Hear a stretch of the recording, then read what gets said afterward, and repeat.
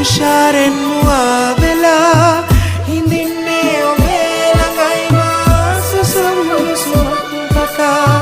පැතු පෙම් පැතුම් මල්